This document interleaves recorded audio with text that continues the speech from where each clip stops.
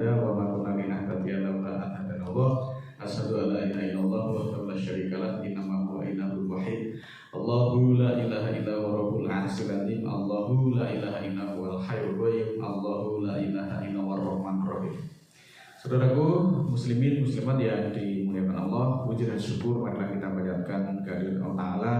Mudah-mudahan kita semuanya diberikan petunjuk kepada siratal mustaqim, tuntunan yang kokoh, dan kita diampuni atas segala kesalahan yang kita lakukan, dan mudah-mudahan Allah ridho atas apa yang kita perjuangkan. Saudaraku yang dirahmati Allah, kita sering menjumpai kegiatan-kegiatan yang dilakukan oleh sebagian dari saudara kita, yaitu kegiatan memintakan ampun bagi saudara, bagi keluarga, kerabat, ataupun saudara-saudara yang sudah meninggal. Hal ini sudah menjadi bagian ataupun merupakan tradisi yang melekat di kalangan masyarakat di mana kita tinggal. Baik itu dilakukan dengan cara sholawatan, kemudian zikiran, sering juga dijumpai di dalam acara-acara seperti haul, tahlilan, kemudian maulidan. Hal ini kemudian dilakukan secara berjamaah dan dipimpin oleh tokoh agama atau seseorang yang ditokohkan di kalangan masyarakat itu. Tentu saja hal ini sangat baik, tujuannya untuk memintakan ampun, untuk menebus dosa dari orang tua, saudara ataupun keluarga, kerabat yang sudah meninggal dunia. Kemudian dengan melakukan ziarah kubur ke makam orang tua pada setiap hari Jumat dan seterusnya.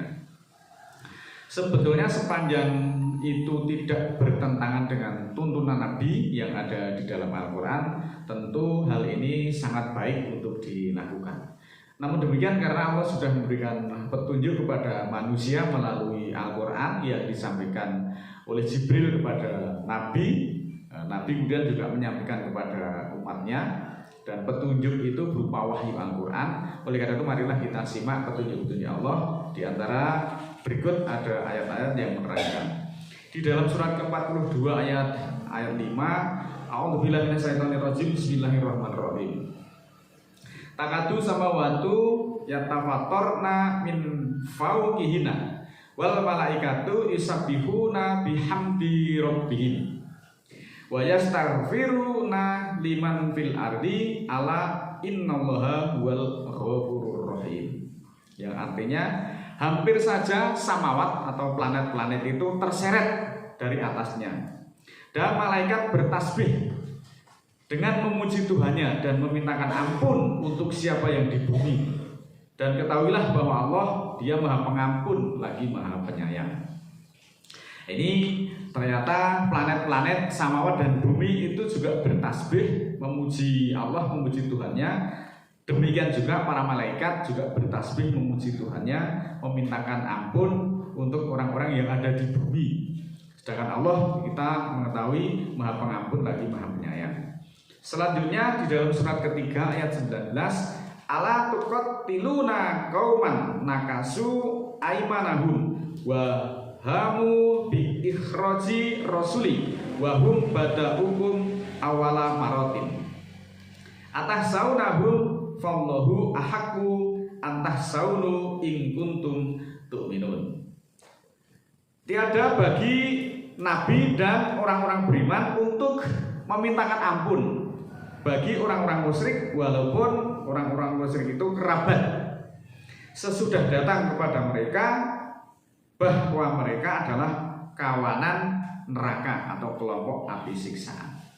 Ini juga ditegaskan, nabi dan orang-orang beriman itu tidak diperbolehkan memintakan ampun untuk orang-orang yang musyrik. Meskipun orang-orang musyrik itu bisa jadi kerabatnya, saudaranya, bapaknya, anaknya, dan sebagainya, setelah terang bagi mereka bahwa mereka itu adalah kelompok api siksaan atau kawanan neraka, itu hal-hal yang tidak boleh dimintakan ampun.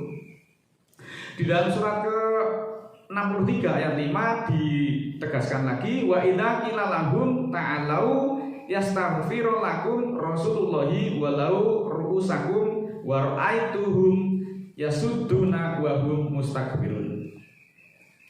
Dan ketika dikatakan kepada mereka, marilah agar Rasul Allah memintakan ampun untukmu, mereka menggelengkan kepala.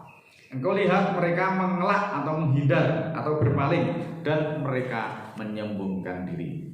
Muslimin yang dirahmati Allah, dari ayat-ayat tersebut kita memperoleh keterangan bahwa ternyata para malaikat pun dan penduduk samawat dan bumi, penduduk langit kalau bahasa yang sering terjadi, itu juga memintakan ampun untuk orang-orang yang beriman kepada Allah. Namun untuk orang-orang musyrik itu tidak boleh dimintakan ampun. Bahkan ketika Rasul pun memintakan ampun kepada mereka, berarti kan mereka ada di tengah-tengah Rasul, mereka dimintakan ampun, diseru para Rasul itu untuk dimintakan ampun kepada Allah, mereka menolak, bahkan mereka menghindar, mereka berpaling, dan mereka justru menyombongkan diri. Nah, orang yang terang seperti itu, mati itu juga tidak boleh dimintakan ampun. Selanjutnya Allah menegaskan di dalam surat ke-9, surat At-Taubah ayat 84, A'udzubillahi minasyaitonirrajim, bismillahirrahmanirrahim. Wala tusolli ala ahadi minhum mata abadan, wala takum ala qabrihi, innahum kafaru billahi wa rasulihi wa matu wa hum fasikun. Yang artinya, dan jangan sholatkan atas seseorang dari kamu yang mati untuk selama-lamanya. Dan jangan pula kamu berdiri di atas kuburnya, sesungguhnya mereka kafir kepada Allah dan Rasulnya, dan mereka mati dalam keadaan fasik. Ini Nabi diberi larangan oleh Allah. Kemudian Nabi juga menyampaikan kepada umatnya, ketika ada orang yang mati itu tidak boleh disolatkan selama-lamanya, juga tidak boleh berdiri di atas kuburnya itu untuk memintakan ampun, ketika orang-orang itu yang mati itu dalam keadaan kafir kepada Allah dan Rasul, dan mereka mati dalam keadaan fasik. Lebih ditegaskan lagi, Allah menegaskan di dalam surat yang sama, surat ke-9 ayat 80, istaghfir lahum awastaghfir lahum intas taghfir lahum sab'ina marotan fala yaghfir lallahu lahum dalika bi anahum kafaru billahi wa rasulihi wallahu la yahdil qaumal fasikin.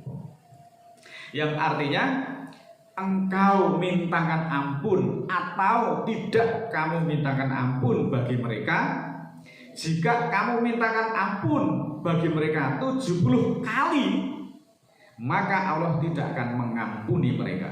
Yang demikian itu karena mereka kafir kepada Allah dan Rasulnya, dan Allah tidak menunjuki kaum yang fasik. Saudaraku yang dirahmati Allah, dari ayat-ayat tersebut kita memperoleh pelajaran bahwa yang pertama, mensolatkan orang yang mati dalam keadaan kafir itu Allah melarangnya. Juga menziarahi kuburnya, berdiri di atas kuburnya untuk memintakan ampun, mendoakan pun Allah juga melarangnya. Bahkan ditegaskan lagi, dimintakan ampun sampai 70 kali. 70 kali pun Allah tidak akan mengampuni jika mereka itu mati dalam keadaan kafir.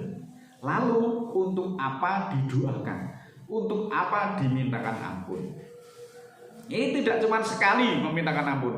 Allah sampai ini menggarisbawahi di dalam surat 980. Tok jaluk ke ngapura sampai 70 kali pun Allah tidak akan mengampuni. Kita bisa bayangkan, memintakan ampun sampai 70 kali biayanya berapa? Pasti banyak. Karena memintakan ampun kan biasanya ngundang tetangganya, kemudian makan-makan dan sebagainya, membagi makanan, sedekah dan sebagainya. Itu biayanya berapa? Sampai 70 kali kamu mintakan ampun. Kalau si mati itu dalam keadaan fasik, dalam keadaan kafir, Allah tidak akan mengampuni mereka. Jadi sama saja, tidak ada efeknya dimintakan ampun atau tidak. Justru orang yang mati dalam keadaan fasik, Allah melarangnya. Tapi justru kenapa manusia melakukan? Nah, saudaraku, inilah pentingnya pengertian antara amal, ilmu, dan akal. Semuanya itu harus sinergi agar kita tidak menyimpang dari petunjuk Allah. Nah, maunya sih kita itu beramal dengan mendoakan, membaca ayat-ayat itu kita mengharap pahala dari Allah. Tetapi karena itu tidak tahu ilmunya, akhirnya yang didapat bukan pahala, tetapi justru kemurkaan dari Allah. Karena Allah tegas-tegas melarang di dalam Al-Quran. Nek wong mati ini dalam keadaan kafir, itu ya jangan dimintakan ampun, jangan disolatkan. Tetapi justru dilakukan. Nah, ini kan justru tujuannya mendapatkan pahala, tetapi yang didapat nanti justru kemurkaan dari Allah. Sekali lagi, antara iman, amal, ilmu, dan akal itu harus sinergi agar kita tidak salah langkah, agar kita tidak tersesat kepada jalannya setan. Lah, Pak, itu kan sudah banyak dilakukan kebanyakan oleh masyarakat yang ada di lingkungan kita. Mengikuti kebanyakan itu Allah menegaskan lagi di dalam surat ke-6 ayat 116, jika kamu mengikuti kebanyakan orang-orang yang ada di bumi, mereka justru akan menyesatkan kamu dari garis hukum Allah, yaitu Al-Quran. Bahwa yang mereka ikuti hanyalah dugaan dan mereka hanya mengira-ngira. Nah, rumangsane kalau seperti itu baik, padahal itu merupakan larangan Allah. Sekali lagi, marilah kita pelajari ayat-ayat Al-Quran ini agar kita tidak salah di dalam beramal, tidak salah di dalam melangkah sesuatu hal yang sebetulnya Allah melarang, tetapi karena kita tidak tahu, kita melaksanakan beramai-ramai secara berjamaah, maunya mengharapkan pahala, tetapi justru nanti itu justru dosa karena melanggar perintah Allah. Jangan sholatkan orang yang mati dalam keadaan kafir, Allah tidak akan menunjuki orang-orang yang fasik.